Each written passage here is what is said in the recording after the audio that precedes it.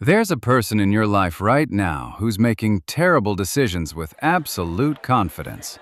Someone who just learned something new and suddenly thinks they understand the whole game.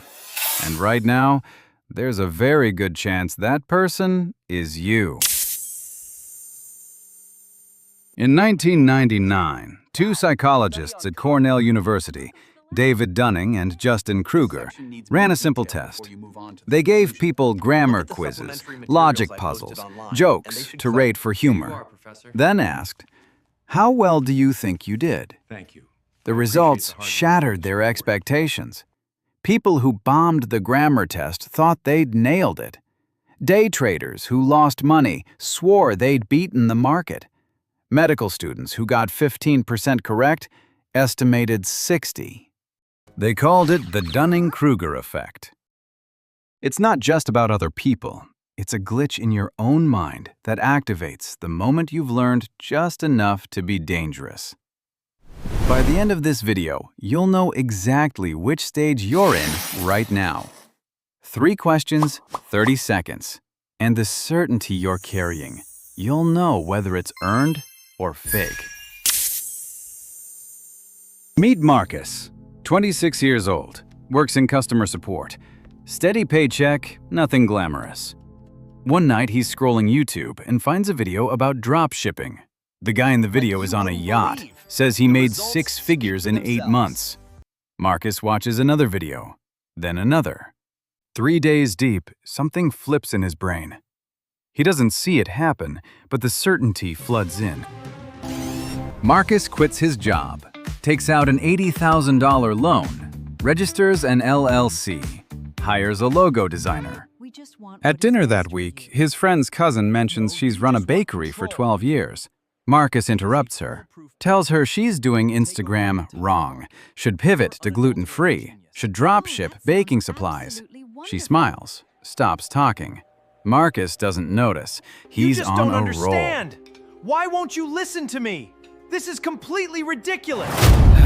6 months later, Marcus is broke. The ads didn't convert. The freelancer vanished with half the money. He's back at customer support. Different cubicle, same chair. Marcus isn't stupid. Marcus has a degree. Marcus is every single one of us. Now ask yourself the harder question. In which part of your life are you Marcus right now? Back to the Cornell tests. Dunning and Kruger expected modesty from low scorers. Most people undersell themselves. Instead, the bottom quartile, who barely scraped 15% correct, estimated they'd hit the 62nd percentile, 40 points off. Not arrogance, not lying. They actually believed it. When researchers showed them the real scores, some argued the test was broken. Here's what Dunning and Kruger realized. Their participants weren't just bad at grammar. They lacked the skills to evaluate their own performance. If you don't know what good grammar looks like, you can't tell when yours is terrible. If you don't understand logic, you can't see the holes in your own arguments. It's a double burden. You're incompetent and blind to it.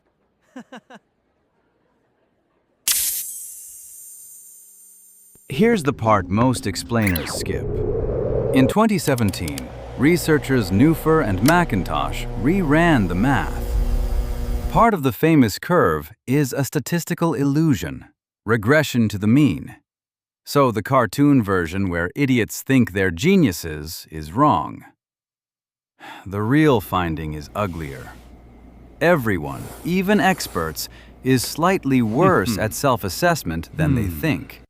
And the gap quietly compounds year after year.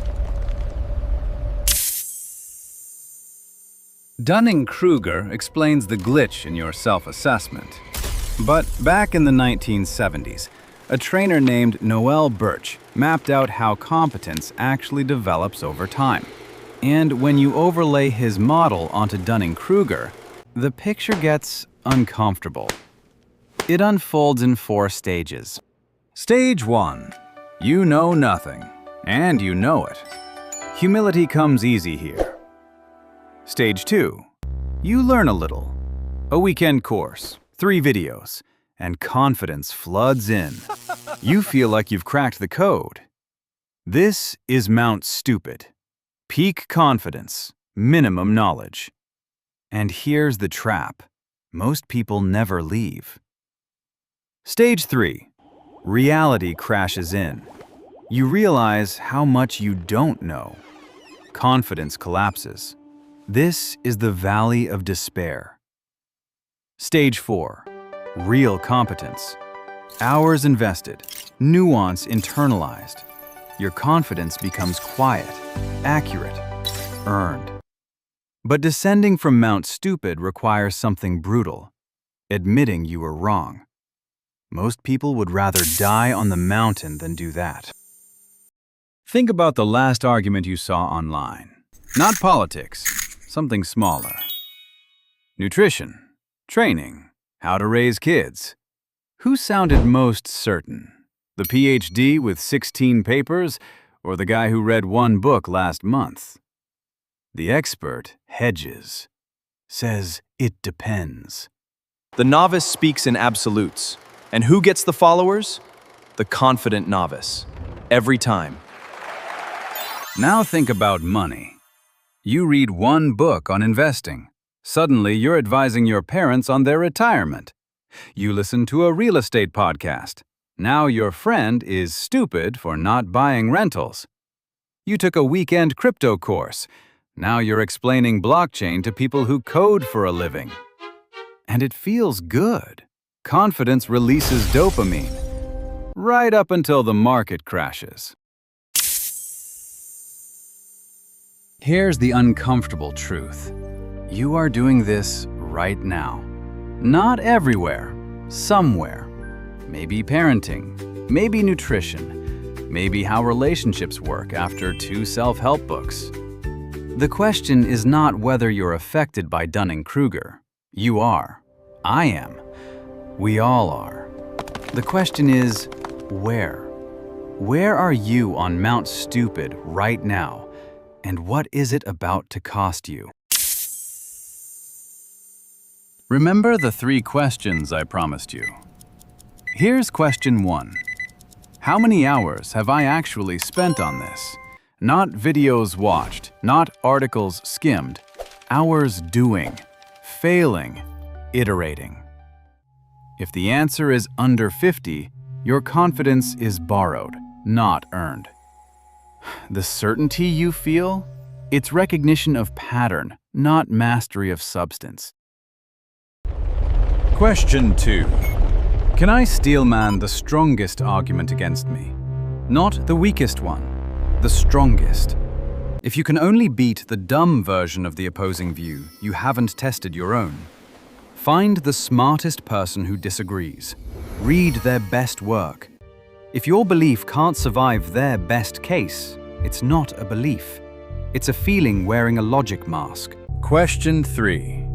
What would I need to see to change my mind? If you can't answer that, you're not thinking, you're defending. Real thinkers build in falsifiability. They know what evidence would prove them wrong. If nothing could change your mind, you're confident because you've stopped looking. Couldn't answer all 3? Welcome to Mount Stupid. Most people never even ask. Think about the wisest people you know. Not the loudest, not the most successful. The wisest. The ones who say, I don't know, more than anyone in the room. Who've changed their minds in public. Who've crashed into the valley of despair and climbed out the other side. When they speak, there's weight. Not volume, not certainty. Weight. Here's the good news. Once you see this effect, you can't unsee it. That rush of clarity after learning something new, you'll catch it as a warning sign. You'll start saying, I don't know, without shame. You'll ask more questions, make fewer proclamations, and, paradoxically, people will trust you more. Your brain lies to you every single day. The good news is, now you know. If this hit close to home, share it and subscribe, because your brain is lying to you right now without your permission. Let's catch the lies together.